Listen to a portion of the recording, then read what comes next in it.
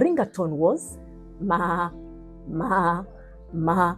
To me, it means he saw his boss as a goat master. He had named the boss as Shetani. So what does that tell you about this kind of boss? What does it tell you concerning what the worker thought about his boss?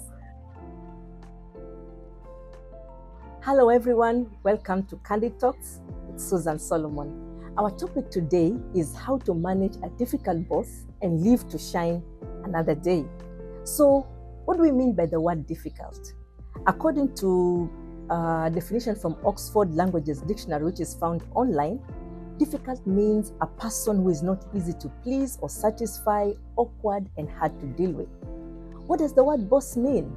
Boss means a person who exercises authority, one who directs or supervises workers, somebody who is accountable for people who are working under him. He manages, he needs the people are his hands, his legs, his feet. His work is just to direct. Now let's start with 3 case studies. Case stories are good because they bring the reality of what we are talking about. So I remember I used to work in a place just at the coast with a food processing company. And one day, as I was talking to my fellow colleagues, there was a production manager. We were just having common talk at the workplace. Suddenly his phone rang.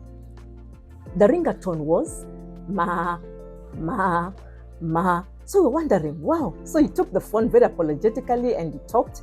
And we realized from his talk that he was talking to his boss, saying, yes, we've started production, we have measured the ingredients, the workers are ready, production has started.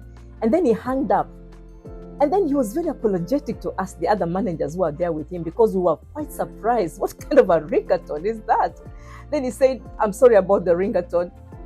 So that left me thinking, if you put the ringatone to identify your boss with the bleating sound of a goat, what does that mean? To me, it means he saw his boss as a goat master. Another case study. This is a story that hit the headlines in 2020 about a group of Kenyan workers who used to work in a Chinese hotel in Kileleshwa in Nairobi, whereby the workers were whipped. When they go to work late, they were whipped. That's an example of a difficult boss. This was a cook. These were hotel workers. In fact, one hotel worker decided to he had enough of the harassment, and when his colleague caught him on camera being whipped for going late, then they decided that he's just going to report to the police station. So this is another case of a difficult boss. And later on it emerged that it was not just being whipped for going late, but there was even an element of sexual abuse. And what happened to this case, I think you know, it was in the papers in 2020, 2021. The head cook, together with 4 workers, were deported. They were Chinese workers in a hotel, so they were deported. And this particular culprit was known as a victim of SOS. He was awarded 3 million by the court, though later on he said that he still was not paid the 3 million, though that was what the court awarded him. That's another example of a difficult boss, a boss who whips you for going to work late, a boss who can sexually abuse you because there were accusations of sexual harassment. Another story to wind it up on these case stories for now. This story also, I got it from a cutout from a newspaper. This Saturday, we have some stories that are normally told in the Saturday newspaper some years back. So it was a story about an end-of-year party. There was a company that had an end-of-year party. Now this worker, there was a boss and his worker. Now this, as the party came to an end, the boss decided to give one of his worker a lift home. So he dropped the worker somewhere along the way. And then later on, he realized that this worker had left his bag in the car. So he decided to call him. So when he called him, the phone rang in the car. So he took the phone and he realized it was written Shetani. He had named the boss as Shetani. So what does that tell you about this kind of boss? What does it tell you concerning what the worker thought about his boss? Most probably, if he equated him to a devil, that means there was some kind of harassment that he got from this boss, or maybe the attitude, the relationship between himself and his boss was a relationship whereby He considered it to be so wicked that he decided to name his boss a Shetani, a devil. And we know the devil is associated with everything evil. So, who is a difficult boss? I think we can look at some of the characteristics of a difficult boss. There's the narcissist boss.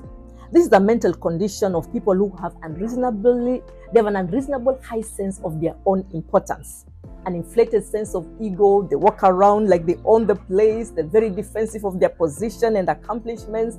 This kind of a boss tears you down in front of your colleagues. Whatever you say is not right, especially if you're not in his good books.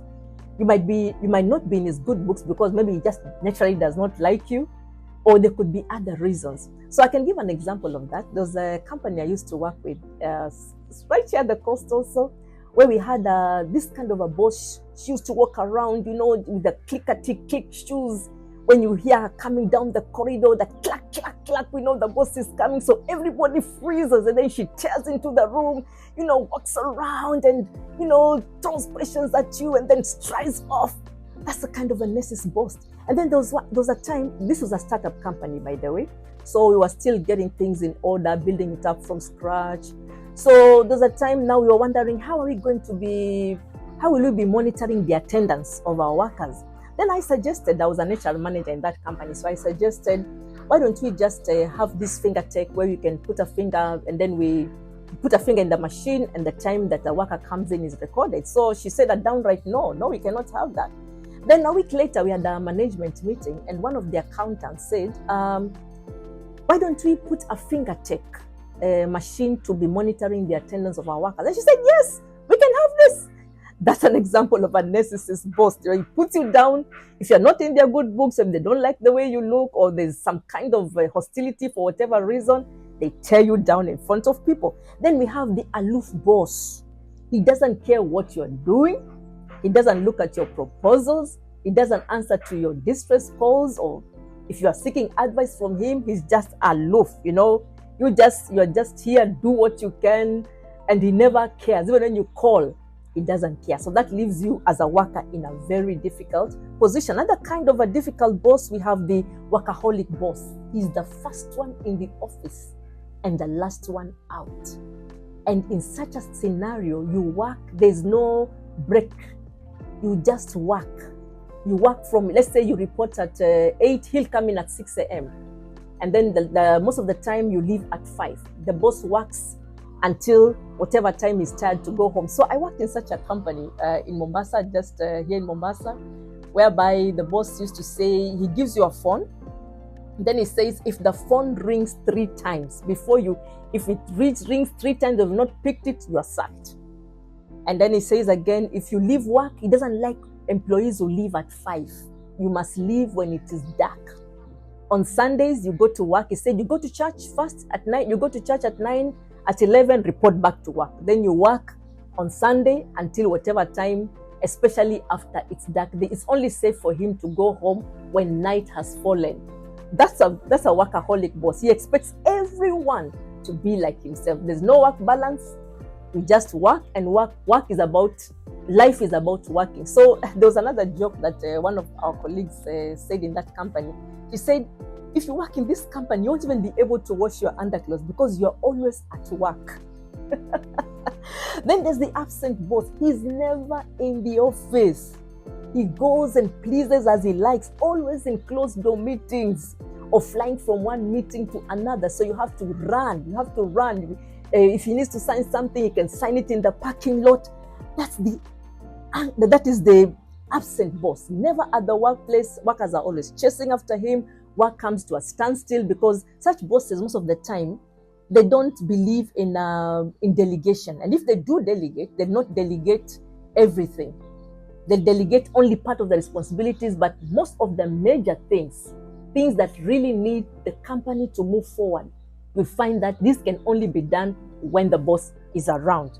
That is the absent boss, but also a micromanager, controlling boss. Never in the office, but things cannot move if it's not around. Now we have I mentioned the micromanager. Yes, we have this kind of bosses, and they fall into the line of difficult bosses. It's always breathing down your neck, dismissive of your ideas, plans, or proactive. They don't like proactive people. You become like a nuisance.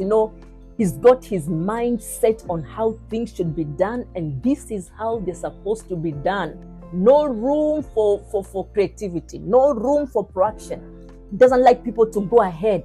Everything must move in their pace. That's the micromanager. Then we have the unqualified boss. He was just put in charge maybe because he's a relative of maybe the owners of the company, or most of the time they are relatives or they are friends, or somebody was doing a favor for his friends, so he was put there as your boss, and we know very well he's not qualified. There was a case of somebody being put to be a chief of operations. 26-year-old, just graduated from the university, he's being made operations officer, chief operations officer of a company, having to deal with people, to supervise people who are much, much older than him, who have worked for more than 20 years. Is put there as their boss, and is told, you will only answer to me who has put you there. That is to the person who brought him there. He doesn't need to answer to anybody else, but only to the person who brought him there. And this person, more or less, is in the range of the owners of the organization. These are examples of difficult bosses. How do you survive under such a boss? When you have more knowledge than the boss who has just been put there. You can teach him 100 things. So we have the timid boss. We've spoken about him. We have the nepotism boss. Because of his tribe, he has been put there, surrounded by his clansmen, and you are always the outsider if you don't belong to that tribe. Many other bosses, controlling boss, arrogant dictator boss. You have the non-adaptive boss, who demands worship from everyone, and they are rigid. Things must be done only the way they want, and they only focus on what went wrong, but they do not focus on what the opportunity is. So we are going to do part 2, whereby in part 2 of this particular episode of managing a difficult boss and how to survive and shine another day, we shall talk about the kind of scenario whereby a difficult boss is in power, and you, the worker, and I, the worker, must survive under him and make sense of spending more than 8 hours at the workplace to earn a living, or whatever reason it is that we are at work. Most of the time we go to work so that we can earn a living, we can take care of our families, we can improve ourselves. So let's talk about this, the scenario where a difficult boss reigns, and what you as a worker can do to survive and shine and turn around a negative situation in your favor. Welcome to episode 2. Welcome to part 2 of this episode, coming shortly.